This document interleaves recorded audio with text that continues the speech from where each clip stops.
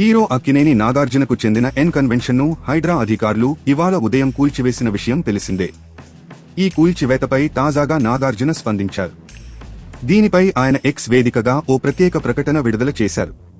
Stay ఆర్డర్లు, court కేసులకు విరుద్ధంగా ఎన్ కన్వెన్షన్ కూల్చివేతలు చేపట్టడం బాధాకరం అని పేర్కొన్నారు. తమ ప్రతిష్టను కాపాడటం కోసం కొన్ని వాస్తవాలను తెలియజేయాలనే ఉద్దేశంతో ఈ ప్రకటన చేస్తున్నట్లు నాగ్ పేర్కొన్నారు. చట్టాన్ని ఉల్లంఘించేలా తాము ఎటువంటి చర్యలు చేపట్టలేదని స్పష్టం చేశారు. ఆ భూమి పట్టా భూమి, ఒక్క అంగుళం ట్యాంక్ ప్లాన్ కూడా ఆక్రమణకు గురికాలేదని తెలిపారు. ఎన్ కన్వెన్షన్ సెంటర్ ప్రైవేట్ స్థలంలో నిర్మించిన భవనం అని తెలిపారు.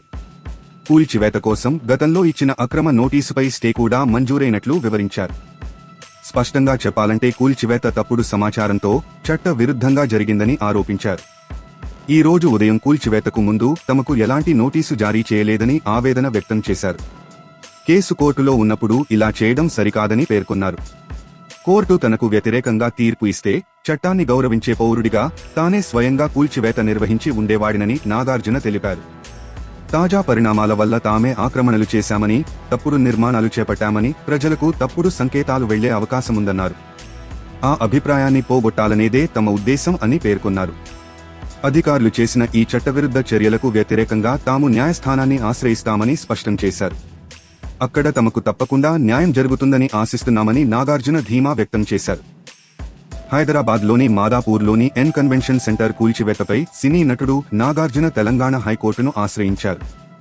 హైకోర్టులో ఆయన హౌస్ మోషన్ పిటిషన్ వేశారు. హైడ్రా కూల్చివేతలపై స్టే ఇవ్వాలని నాగార్జున కోరారు. ఈ హౌస్ మోషన్ పిటిషన్ను విచారించిన న్యాయస్థానం ఎన్ కన్వెన్షన్ సెంటర్ కూల్చివేతలను ఆపాలని మధ్యంతర ఉత్తర్వులు జారీ చేసింది. ఈ పిటిషన్పై విచారణ చేపట్టిన న్యాయమూర్తి జస్టిస్ టి వినోద్ కుమార్ ఈ తీర్పు వెల్లడించారు.